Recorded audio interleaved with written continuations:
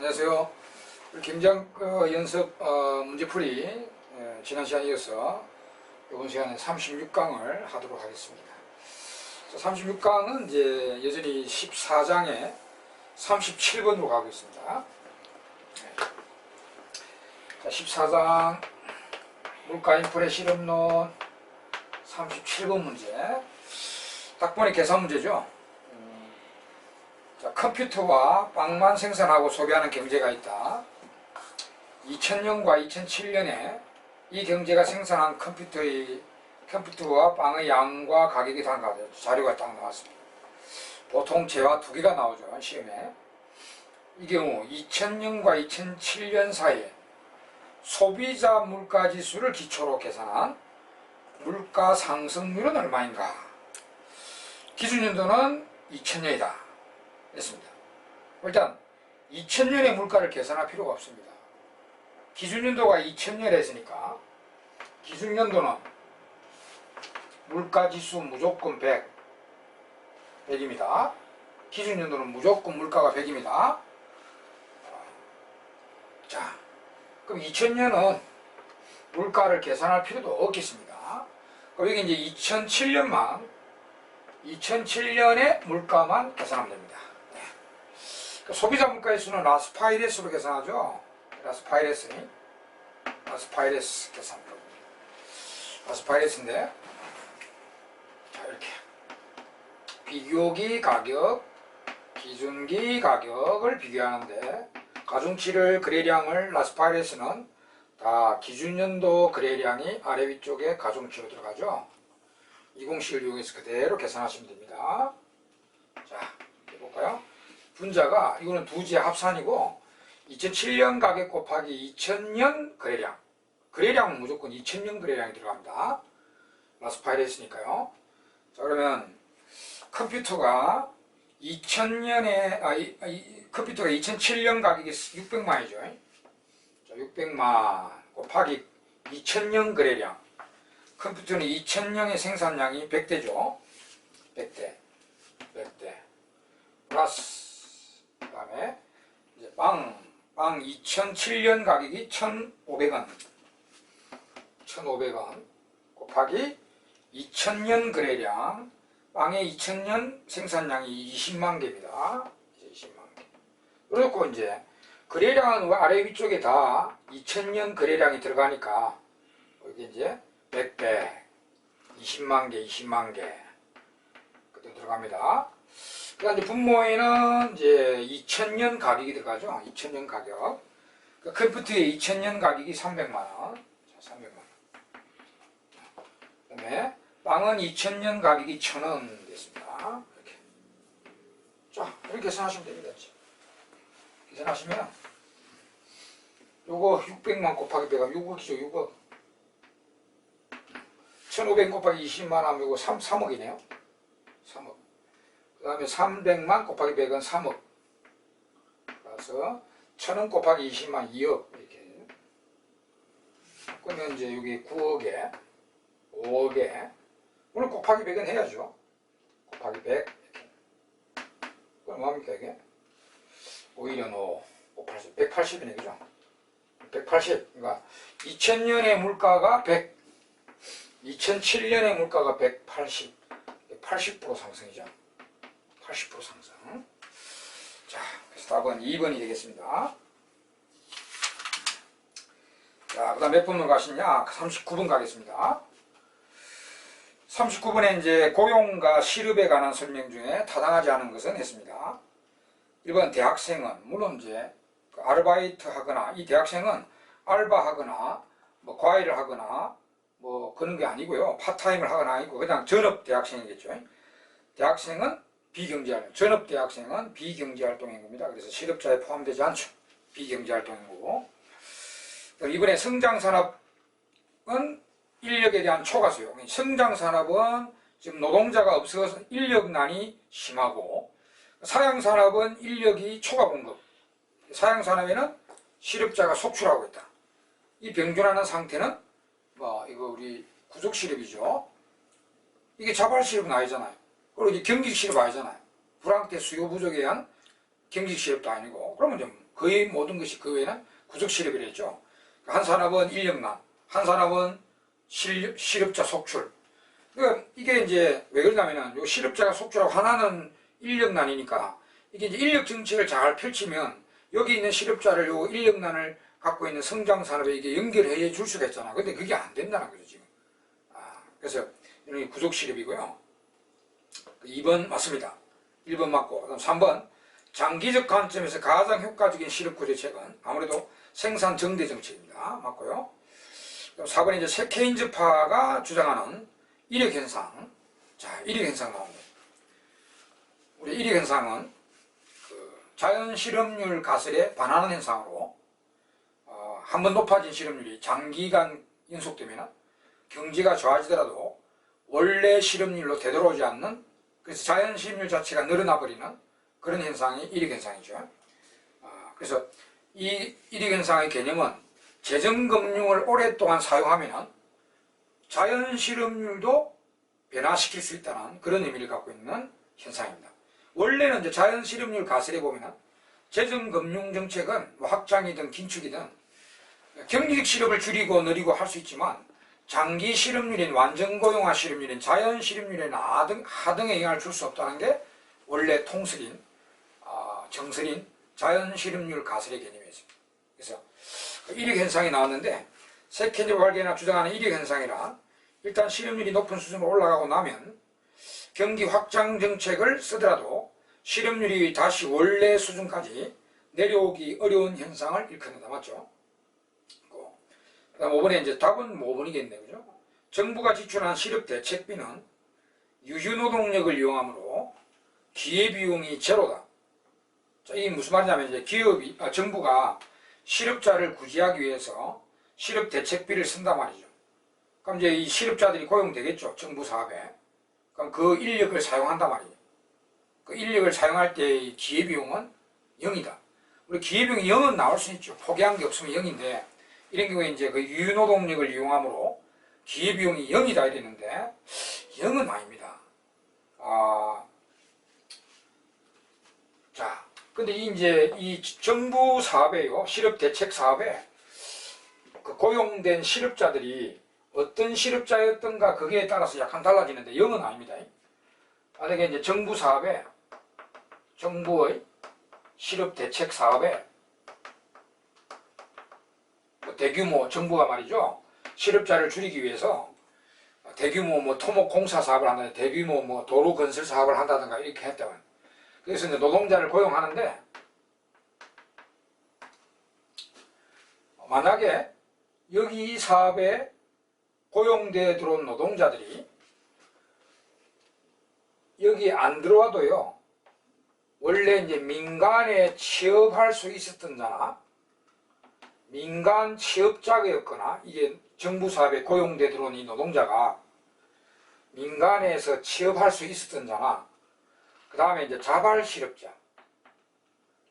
실업자들을 이렇게 고용했다면 이 노동자들을 이 정부 사업에 고용해 가지고 이 노동력을 활용한 것에 대한 기재비용은 그럼 이 사람들은 여기 안 들어와도 민간에 가만히 놔둬도 민간에 취업할 수 있었겠죠. 그래서 민간에 취업해가지고 민간의 임금을 받을 수 있었잖아요. 근데 이 사람들을 여기 정부 사업에 끌어와가지고 이 노동력을 활용하는 것에 대한 기회비용은 현 시장 임금이 되겠습니다. 시장 임금이 되겠고요. 그럼 아마 여기 이제 보기 5번에서 말하는 건 이자들이 이자가 아니고요. 비자발 실업자입니다. 원래 놀고 있었던 사람. 이게 고용 안 됐으면은 원래 놀고 있었던 게 어디로 이제 취업도 못하고 그냥 실직자로 있었던 사람들, 비자발 실업자. 이 사람들을 이 정부 사업에 고용해가 노동력을 활용한다. 그럼 이 사람들을 노동력 활용하는 데는 사회적 기회비용이 뭐냐? 그러면 여기 0입니까? 왜? 이 사람 가만히 놔둬도 원래 놀고 있었던 사람이다. 놀고 있었던 사람이니까 이 사람들을 사용해도 사회적으로 포기한 것은 없을 것이다가 아니죠. 놀고 있었다가 뭐죠? 여가를 즐기고 있었죠. 물론 자기들이 뭐 여가가 좋아서 여가를 즐기고 스스로 즐긴 건 아니지만 그래도 놀고 있었으니까 여가를 포기하게 되는 거죠. 일찍 고용되면은. 그죠? 포기한 여가 가치로 계산됩니다.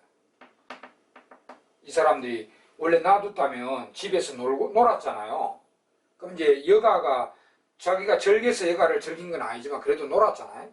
그래서 포기하는 여가 가치가 되겠죠. 요거보다는 훨씬 낮아요. 이 사람들이 뭐 여가를 높게 놀고 싶어서 놀고 있는 건 아니겠지만 아니었으니까 이 사람들이 평가하는 여가 가치는 상당히 가치가 낮았겠죠. 근데 시장 임금보다 낮겠지만은 그래도 기회비용이 0인 것은 아닙니다. 자, 이건 이제 이렇게 정리해 두시고요. 자, 그래서 답은 5번입니다. 5번이고, 그 다음에 이제 42번 가보겠습니다. 42번에 이제 거시 변수들에 대한 설명 중에 가장 옳지 않은 것은 1번 파업에 참가한 근로자는 취업자다. 취업자로 불리 맞죠? 파업에 참가했지만 일은 안 하지만 일시적 이유죠. 노동쟁의가 일어나서 일 안 하고 있죠. 이런 걸 취업자로 분리된 데 있습니다. 그 다음에 2번 이미 발행된 국채에 대한 이자. 정부가 발행한 국채에 대해서 이자 지급하는 것은 정부 지출 중에 소비 지출도 아니고 투자 지출도 아니고 이전 지출의 항목이죠. 그래서 GDP의 추계도 안 된다 했습니다. 그 이전 지출 중에 하나이기 때문에 국채에 대한 이자는 다른 이자와 다릅니다. 다른 우리 이자 소득은 GDP에 추계되는데 정부가 발행한 국채에 대해서 이자 주는 거는요, 정부 이전 지출 중에 하나이기 때문에 다른 이전 지출과 함께 사회보장 이전 지출 이런 거 있잖아. 다른 이전 지출도 GDP에는 추계 안 되죠. 이전 지출은. 그래서 이미 발행된 국채에 대한 이자는 정부 이전 지출 항목이기 때문에 GDP에 포함되지 않습니다. 그거 맞고요. 그럼 3번에 수출제의 국제 가격이 수입제에 비하여 상승했을 때, 요 이제 국제경제 공부하셨으니까 우리나라 그 교육 조건이면 수출제 가격분의 나누기 수입제 가격이죠. 그 국제경제 공부하셨으니까 여러분을 한나라 기준의 교육 조건은 수출하는 재화의 가격 나누기 수입제 가격 비율이죠. 여기 한나라 기준의 교육 조건입니다. 그럼 여기 이제 우리나라가 수출제 국제 가격이 수입제에 비하여 상승했다. 여기 올라가면 이 교육 조건이 유리해지게 되는 겁니다.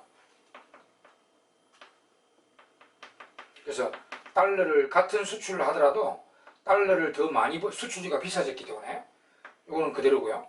그래서 달러를 더 많이 벌어오게 됩니다. 그래서 교육중이 유리해지는데, 그러면 이거 실질자가 빠졌는데 실질 달아야 돼. 실질 GNI 증가율이 실질 GNP 증가율보다 높게 나타난다. 맞죠? 우리 이건 8장에서 했잖아. 국민소득 지표 중에 실질 GDI 혹은 뭐 내셔널 하면 GNI, 실질 GDP 혹은 실질 GNP 플러스 국제 교육 조건 변화에 따른 무역 손익, 무역 손해 혹은 이익을 플러스 조절하죠. 그럼 이게 이제 유리해졌잖아요. 수출제가 비싸졌기 때문에 달러를 더 많이 벌어옵니다. 그래서 교육 조건이 유리해졌다. 그래서 이익이 발생하는 거죠. 달러를 더 같은 수출을 하더라도 달러를 더 많이 벌어오니까 이익이 납니다. 그럼 여기 플러스가 되는 거죠. 그럼 그때는 이제 실질 GDP보다는 실질 GDI가 더 크게 되겠습니다. 그런데 불리해지면 교육 조건이 불리해지면 무역 손해가 발생하니까 빼기로 조절되면 그때는 이게 더 크고 이게 더 작아집니다. 그래서 GNI 실질자가 들어와야 되는데 실질을 빠뜨렸겠죠. 실질 GNI 증가율이 실질 GNP 증가율보다 높게 나타난다. 맞고요. 그 다음에 이제 4번에 전년에 비해 공무원 수는 변화가 없었고요. 급여만 5% 감소했다면 이 나라의 명목 GDP는 감소하지만 실질 GDP에는 변화가 없다. 이것도 맞겠는데, 공무원에는 이제 이게 P가 공무원 월급이죠. P관.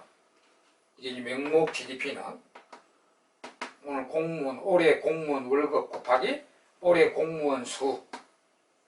이게 명목 GDP죠. 실질은 올해 실질 GDP는 공무원 수는 그대로 하고요. 월급만 기준연도의 월급을 사용하죠. 기준연도 가격. 이게 이제 올해의 실질 GDP입니다. 이렇게 되는데, 그럼 여기 보면은 전년에 비해 공무원 수는 변화가 없다. 공무원 수는 변화 없다. 이거는 이제 변화가 없다. 근데 급여만 5% 감소했다. 그럼 이거 보세요. 이게 급여잖아, 급여. 이 전년이라는 거는 이제 기준연도로 본다면 기준연도의 월급보다는 이 올해 월급이 내려갔어요. 이게 내려갔다고 그래. 요거보다는 요게, 그러면 여기 더 크다는 거죠. 그죠? 이게 전년도, 기준연도의 월급보다 올해 월급이 작아졌단 말이에요. 그러나 공무원 수에는 변화가 없다. 공무원 수는 변화가 없다. 급여만 5% 감소했다. 그럼 올해 우리나라 명목 GDP는 떨어지겠죠. 급여는 떨어졌기 때문에 명목 GDP는 떨어지는데 실질 GDP는요. 불변이잖아요. 실질 GDP는 명목 GDP는 감소하지만 실질 GDP에는 변화가 없다. 맞죠? 이게 기준연도 급여를 사용하니까 실질 GDP는, 그래서 올해 실질 GDP는 변화가 없는 겁니다. 그럼 요것만 떨어졌다는 거죠. 올해 명목 GDP만 떨어지게 됩니다. 자, 그래서 4번 맞고요. 답은 5번이겠는데 5번에 보면은 GDP 디플레이터는 기준연도에 고정된 재화와 서비스, 이거 다 틀렸죠. GDP 디플레이터는 파쇄식이니까 일단은 비교연도의 재화 서비스를 이용하죠. GDP 디플레이터는 파쇄잖아요. 파쇄식 GDP 디플레이터 보세요. 비교기 가격, 비교기 거래량, 기준연도 가격, 비교기 거래량. 비교기 거래량이 양쪽에 가중치로 들어가죠. 그래서 기준연도에 고정된 재화와 서비스. 틀렸습니다. 기준연도가 아니고 일단 비교연도에 재화 거래량이 들어갑니다. 비교연도에 거래량이 들어가고, 그리고 고정된, 그것도 틀렸어요. 고정된이 아니라 이 품목이 매년 자동으로 바뀐다죠. GDP니까 GDP에 축에되는 품목들이니까 기업이 망하고 또 창업되면은 GDP에 축에되는 상품이 저절로 사라지고 추가되고 합니다. 그러니까 매년 자동으로 바뀐다 했어요. 품목이. 그래서 여기 뭐가 틀렸나? 일단 기준연도라는 말이 틀렸습니다. 비교연도에. 그런데 고정된 이것도 틀렸어요. 매년 자동으로 바뀌는 재화와 서비스 품목 구성에 대한 가격 변화를 측정하면서 이렇게 해야 됩니다. 그죠? 그래서 5번이 정답입니다. 네. 자, 그다음 44번을 보겠습니다. 44번은 이제 다음 중 경제활동 인구에 포함되지 않는 것은, 우리 경제활동 인구는 취업자거나 실업자가 되면 경제활동 인구죠. 취업자거나 실업자가 돼야 경제활동 인구입니다. 거기 포함되지 않는 것은 답은 1번이죠. 바로 실망노동자는 구직활동을 포기했기 때문에 지난 4주 이상 구직활동을 포기했기 때문에 이게 비경제활동 인구입니다. 답은 1번 바로. 2번은 파타임 일자리를 구하고 있는 주부지만은 파타임 일자리를 구하고 있기 때문에 실업자입니다. 파타임 일자리를 구하고 있잖아요. 그러면 주부라도 이건 실업자입니다. 그래서 경제활동 인구고요. 다음 3번에 중소기업에 취업한 장애인. 장애인은 무슨 상관이 있습니까? 취업했으니까 취업자고요. 그 다음에 건강상 이유로 1년간 휴직한 취업자. 이게 이제 건강상 병가돼서 일시적 이유죠. 이것도 취업자고요. 그 다음 5번에 부모가 운영하는 식당에서 주당 2시간 유급으로 일한 대학생. 유급으로 말했죠. 유급으로 일했죠. 부모가 운영하는 식당이지만 유급으로 일하면 이거는 뭐 일주일에 1시간 이상만 일하면 됩니다. 그 무급으로 할 때만, 부모가 운영하는 식당에서 무급으로 할 때만 일주일에 18시간 이상을 일해야 됩니다. 그래야 취업자인도. 이거는 주당 2시간 유급으로 했기 때문에 부모고 뭐 관계없이 취업자입니다. 자, 그 다음에 이제 45번 보겠습니다. 45번 계산 문제인데, 작년 한 해 동안의 실질 이자를 계산해 봤더니 4%. 실질 이자는 4%. 인프레이율은 6%. 그리고 또 하면 이제 명목이자가 10%죠. 명목이자는 10%입니다. 이 작년 소득세율이 20%다. 이때 세후 실질이자는 어느 값에 가장 가까운가 해서요. 세후 실질이자. 세금을 낸 뒤에 실질이자가 얼마냐 이거지. 그러면 우리가 조세는 명목이자에 가시합니다. 실질이자야 이거는 보이지 않는 이자입니다. 이거는 물가만 빼주는 건데 실제로 우리가 이자 받는 거는 명목이자죠. 그럼 여기다가 조세를 때린다.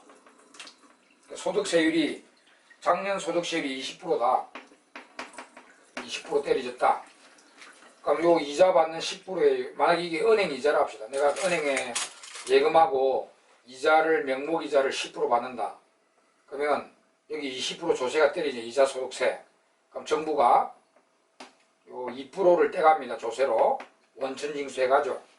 내한테 돌려주는 거는 이제 세후 명목이자는 세금 요거 내고 내가 받는 명목이자는 8%겠죠. 10% 중에 2% 조세 떼가고 8%를 받게 됩니다. 그럼 이때 세후 실질이잖아. 그러면 세후든 세전이든 명목이자와 실질이자의 차이는 물가 상승률의 차이입니다. 그래서 나의 세후 실질이자율은 세후 명목이자 8%, 물가 상승 6%, 물가 상승 6% 빼면 세후 실질이자는 2%가 되겠습니다. 2% 이렇게 계산하시면 됩니다. 2% 답은 2번이 되겠습니다. 자, 이렇게 계산하시고 48번 가보겠습니다. 자, 48번 또 가만 보니까 이제 필립스 곡선 방정식이 나왔네요. 그리고 필립스 곡선과 관련된 내용입니다. 자, 필립스 곡선이 다음과 같고 현재 경제는 자연 실업률 수준에 있다. 완전 고용에 있다 말이죠. 자, 그럼 예상 인플레율이 파이 2죠. 예상 인플레율이 0%인 경우와 3%인 경우에 실업률 U, 실업률을 자연 실업률 수준보다 1%포인트 더 낮게 낮추려면 각각 얼마만큼의 인플레율, 실제 인플레를 감수해야 되는가 했어요. 일단 제가 이 공식만 가지고 계산을 해보겠어요. 개념은 이제 그림으로 조금 이따 같이 이제 설명을 드리겠지만, 그 뭐 그림 없이 그냥 이 공식으로만 가지고 48번 문제 계산을 일단 쭉 해보겠습니다. 이거 실제 인플레, 실제 물가, 실제 물가 상승률, 그 다음에 여기 5.0 돼 있네요. 그 다음 빼기 EU, 실제 실업, U. 그 다음에 플러스 파이 2 되어 있습니다. 파이는 예상 물가 상승률입니다. 여기 이제 필립스 곡선 방정식 같은데, 요 계산, 이 공식을 그대로 계산해야 됩니다. 그러니까 여기 보면은 우리나라 자연 실업률이 자연 실업률 수준에 있다. 완전 고용에 있다는 거죠. 그럼 여러분 자연 실업률이 얼마인가 알아야 되죠. 우리 자연 실업률은 완전 고용화 실업률로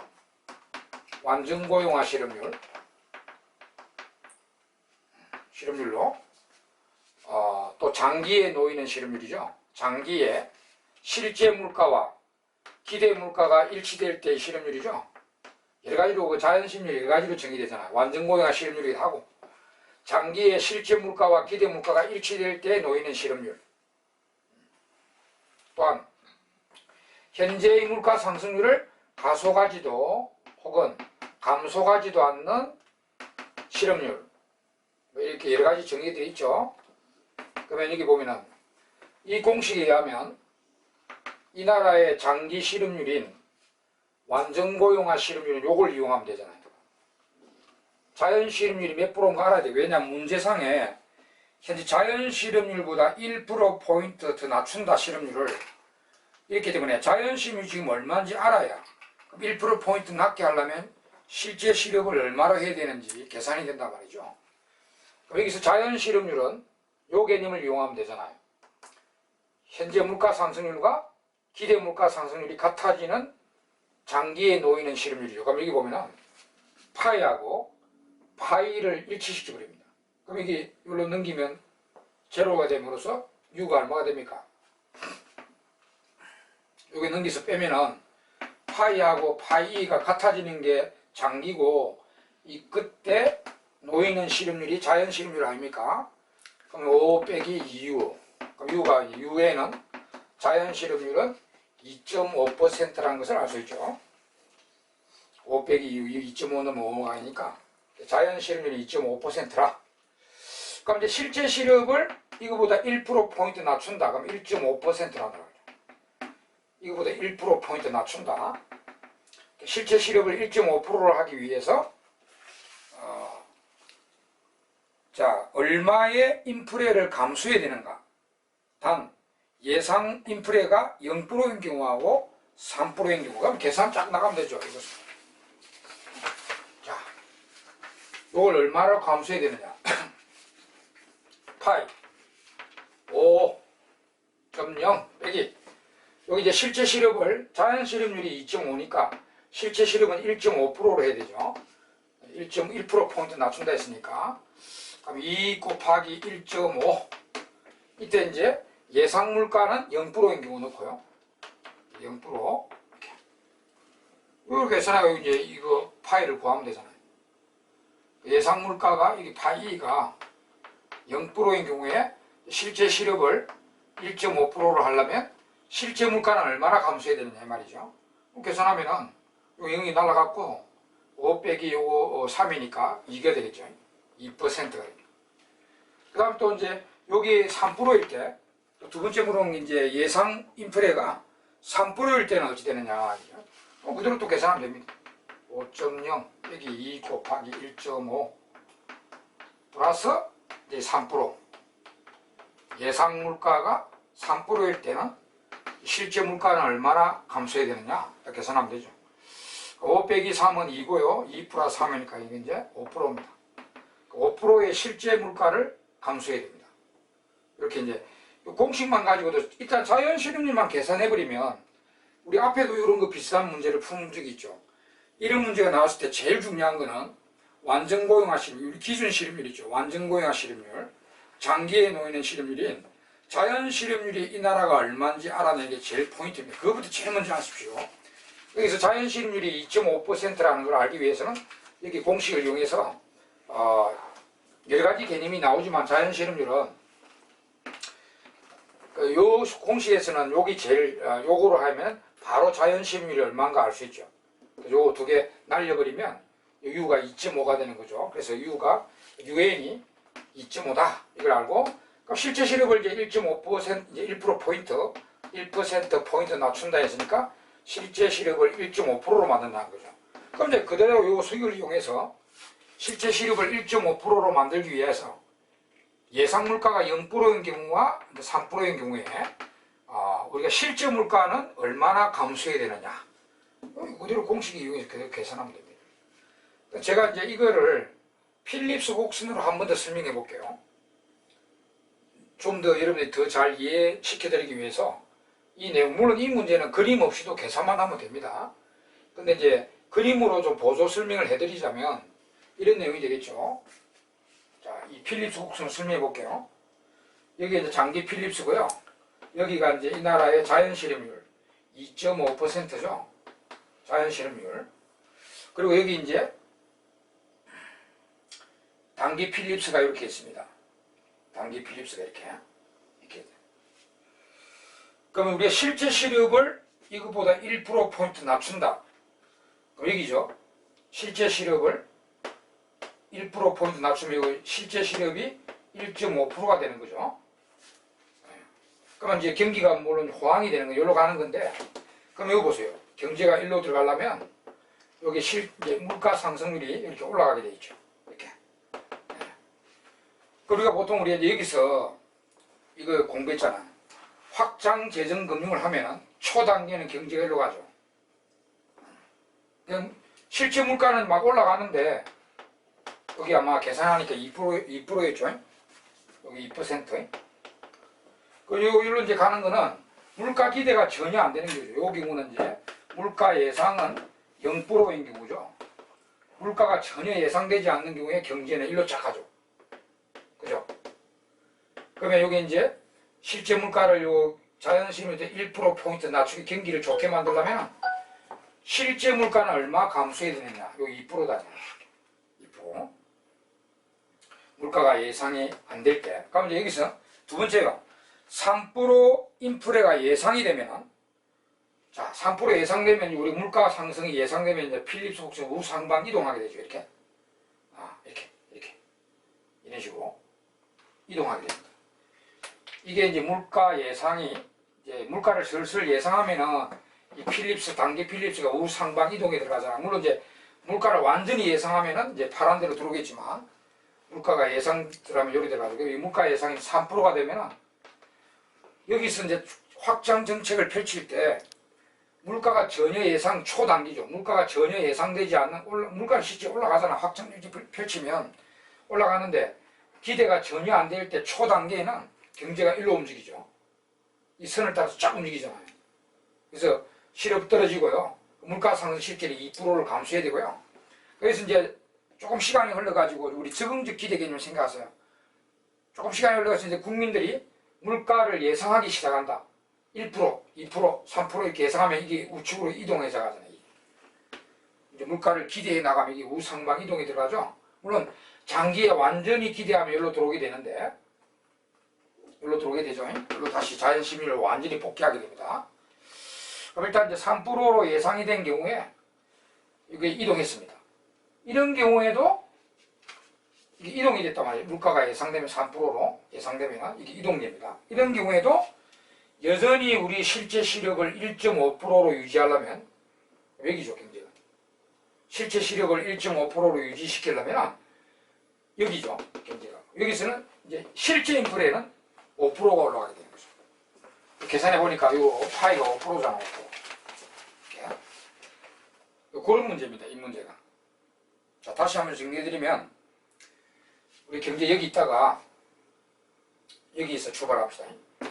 경제를 좋게 하기 위해서 정부가 확장 재정이나 확장 금융을 펼칩니다. 그럼 경제가 우리 이렇게 움직이는 거 알잖아요. 이 일로 움직일 때는 물가가 전혀 예상되지, 실제 물가는 올라가지만, 실제 물가는 올라가잖아. 올라가는데 물가가 전혀 기대되지 못하면 이 선을 따라서 가죠. 전혀 이제 물가가 예상되지 않는 게 이 선만 따라가면 돼요. 그러니까 이때 따라가서 이제 실제 시력을 자연 시력보다 1%포인트 낮춘다. 경제를 좋게 한다는 거예요. 이렇게 만들려면은 실제 물가는 얼마를 감수해야 되느냐. 그 2%입니다. 뭐 계산이야 여기서 해야 되죠. 계산이야 요 이제 실에서 해야 되는 0%이고 1.5로 유지하려면 실제 물가는 2%로 일어나는 거죠. 여기서 이제 또 국민들이 이제 조금 시간이 흘러가지고 물가 상승을 이제 기대해 나갑니다. 기대해 나가면 이 필립스가 우상방 이동하게 됩니다. 이렇게 물가가 이제 예상이 3%로 예상되면 아주 이렇게 이동하게 되죠. 이동했는데도 여전히 우리나라 경제를 실제 시력을 1.5%로 유지하려면 현재 여기보다는 훨씬 물가가 더 많이 올라가게 돼 있죠. 그게 이제 여기가 5%입니다. 이렇게 그림이 없어도 물론 이 문제는 계산만 해서 풀 수 있지만 조금 까다로운 문제, 제가 볼 때는 이제 조금 까다로운 문제입니다. 그죠? 그래서 제가 여러분들에게 더 잘 이해하시라고 이렇게 그림으로 또 이렇게 설명을 드리고 있습니다.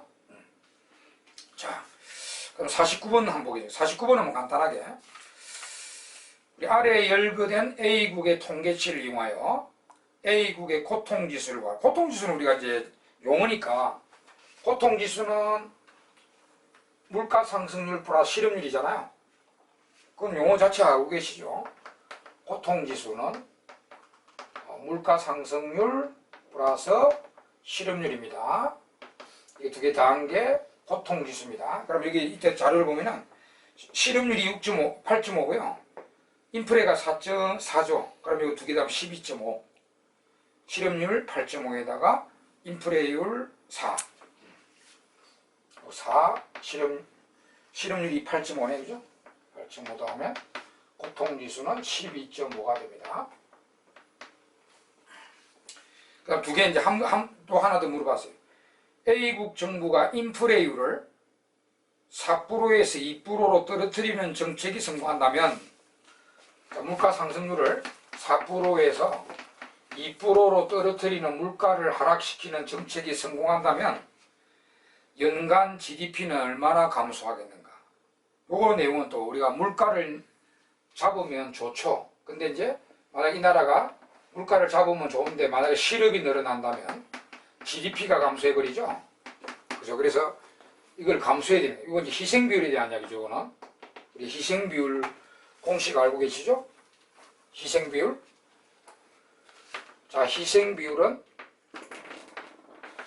물가를 하락시키는 율. 물가 하락을 시키면 좋은데 만약 이 나라가 실업이 늘어나 버린다면 GDP가 떨어지죠. GDP 감소율. 이걸 이제 GDP 감소를 감수해야 된다 해서 희생해야 된다 해서 이걸 희생비율이라고 합니다. 이걸 이제 이 자체를 중간에 실업률이 늘어나는 걸 관계해서 이 비율이 희생비율이죠. 그럼 일단은 이 나라 이 희생비율이 3이죠. 3이니까 희생비율이 3%가 아니고 3이니까 여기에 물가 상승률을 4%에서 2%로 그러면 2%를 하락시키잖아요. 2%를. 그리고 2%딱 정해 2%를 하락시키잖아요. 이거 물가 하락률입니다. 물가를 2% 하락시킨다. 그러면 이게 희생비율이 3이니까 GDP가 6% 떨어지겠죠. 2분의 6이 3이잖아요. GDP가 6% 떨어지겠죠. GDP가 6% 떨어지는 것을 감수해야 된다는 겁니다. 그러면 여기 원래 이 나라가 GDP가 1000조죠.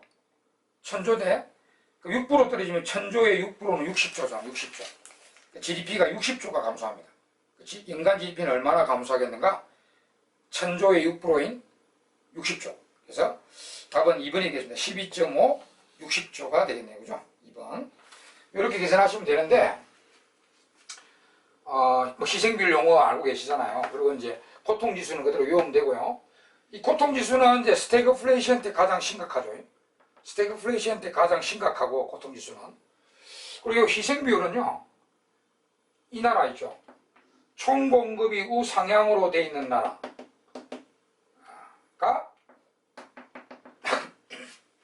필립스는 우하향으로 돼 있는 나라죠. 이 나라가 희생비율이 따르는 나라죠. 이 나라가 희생비율이 따르는 나라. 이거 보세요. 이 나라의 물가를 줄이려면 총수요를 줄여야 되잖아요. 그럼 이제 물가는 잡힌다. 근데 소득이 떨어져 버리잖아요. 그럼 이 나라는 여기로 가는 거죠. 물가는 잡히지만 실업이 늘어나 버리니까, 이게 실업이죠. 실업이 늘어나 버리니까 이제 소득이 떨어져 버리죠. 그래서 이런 나라들이 희생비율이 있고요. 희생비율이 다른 나라고, 오히려 이제 총공급이 수직으로 되어 있는 나라들 있죠. 총공급이 수직으로 되어 있어 가지고 필립스도 수직이 되는 나라는요, 이거는 희생비율이 없는 나라입니다. 이 나라는 AD를 줄여갖고 물가를 잡으면 소득이 전혀 변하지 않잖아요. 그리고 여기서 물가를 잡아주면 실업이 늘어날 이유가 없잖아요. 그러니까 소득이 떨어질 이유가 없죠. 그럼 이 나라는 희생비율이 없는 나라. 이런 나라는 희생비율이 있는 나라. 이게 주로 고준파 나라인데, 고준파 나라 쪽은 희생비율이 없고, 케인즈 나라죠. 이 나라는 희생비율이 따르게 되죠. 그까지 그렇게 알아두시기 바랍니다. 자, 그럼 이제 49번까지 했습니다. 뒤에 몇 문제 더 있습니다만, 아직 14장에 이제 몇 문제 더 뒤에 있고, 그 다음에 이제 또 15장, 거의 우리 이제 경제학 다 가고 있죠. 지금 16장까지 구성되어 있으니까. 자, 여튼 이번 시간에는 요 이제 14장에 49번까지 했습니다. 50분부터는 다음 시간에 또 계속하도록 하겠습니다. 예, 수고하셨습니다.